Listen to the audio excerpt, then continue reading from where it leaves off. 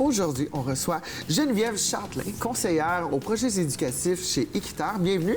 Merci beaucoup, Stéphanie. Donc, aujourd'hui, on se parle parce que vous avez trouvé une façon originale de financer des projets dans 3 écoles de Laval. Quand on parle de financer des projets dans des écoles avec Équiterre, on s'entend que Équiterre, il y a une urgence climatique présentement. La 6e extinction de masse, techniquement, elle est abordée, malheureusement. Oui. On est encore au point de pivot, parce qu'on aurait peut-être encore une chance de revirer ça de bord. Puis, on est là pour les jeunes, sauver le monde.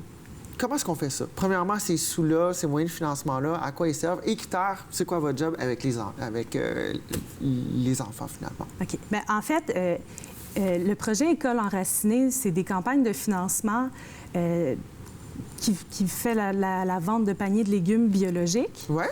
C'est les paniers qui sont livrés et cultivés par des producteurs de chez nous, membres du réseau des fermiers de famille.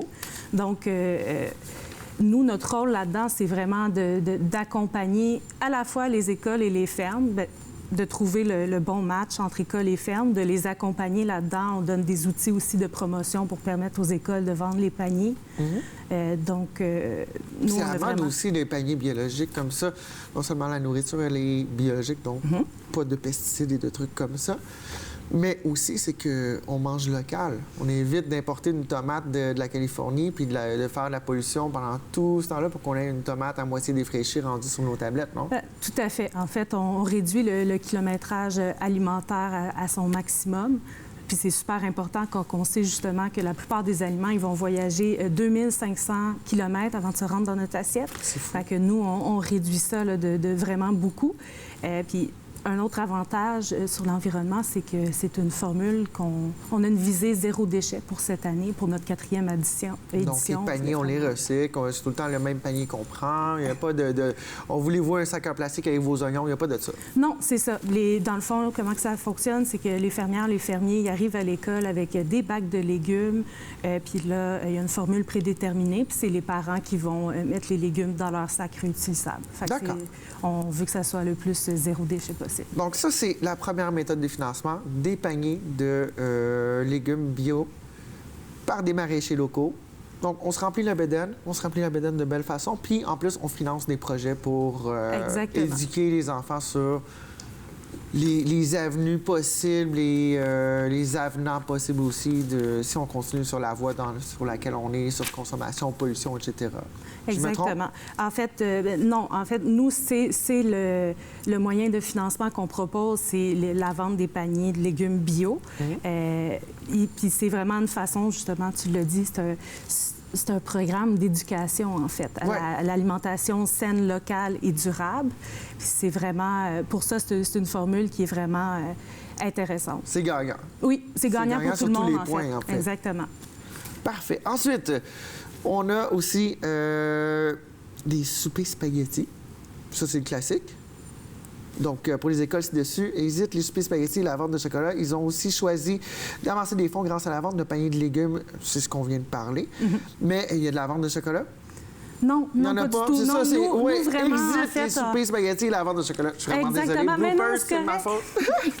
C'est pour ça que en fait, nous, on veut vraiment miser pour que ça soit autre chose maintenant dans les écoles, que ça soit pas justement, on arrête de vendre du chocolat de mauvaise qualité cultivé par des enfants dans d'autres pays, puis on y va avec quelque chose qui est durable, qui est éco-responsable. Ça fait vraiment une différence, tu sais. Puis, aussi, ces écoles-là, est-ce qu'elles ont aussi, dans la nourriture qu'ils servent à leurs élèves, ça fait partie aussi de votre mandat, être en connecté avec des maraîchers locaux, etc. La cafétéria, est-ce qu'elle en bénéficie aussi? Puis au lieu de se faire une poutine puis une barre de chocolat Hershey, on se retrouve avec une bonne salade puis quelque chose de local et nourrissant? Bien, c'est sûr que nous, on espère que ça va mener vers ça. Mais c'est pas ton mandat? Bien, entre autres, mais c'est pas dans le cadre du projet École enracinée. D'accord. Dans le fond, on espère que la rencontre entre les producteurs, les élèves, l'école, que ça amène à des beaux partenariats comme ça, parce que l'alimentation, elle va être aussi améliorée là, au sein de l'école au complet. Ouais. Puis, dans le cadre d'autres projets, je travaille justement à faire le rapprochement entre les producteurs et les institutions, donc parfois des écoles. Donc, ça fait partie de ton mandat? Oui, OK, tout à fait. OK. Je commençais à patiner, là, Ouais, mais non. OK, c'est pas Dans si le loin fond, que ça. on a un projet qui s'appelle « De la ferme à l'école » où on accompagne 9 écoles qui mettent en place des bars à salade puis remplis de légumes, de fruits et de légumes locaux. C'est ça le but. D'accord. Et puis, là, il y a eu une série d'événements qui se sont passés. Le 26 octobre dernier, 8 octobre sur l'avenue Le Grand Laval, l'avenue Lisanne à Fabreville. Donc, c'est des événements qui se sont passés pour justement aller chercher des paniers. Exactement. Ça s'est bien passé? Oui. Les gens ont bien mangé après, oui? Oui. Bien, en fait, nous, on voulait le plus possible, comme c'est des paniers un peu surprises, mais on voulait le plus possible que les parents aient accès à des recettes et à des moyens. Fait qu'on a déployé là, toutes sortes d'outils pour que les parents puissent cuisiner leurs légumes. Il y a des écoles qui ont mis en place certaines activités éducatives pendant la livraison. Puis nous, c'était vraiment ça qu'on poussait parce que d'ailleurs, on organise un concours où les écoles nous envoient leurs photos.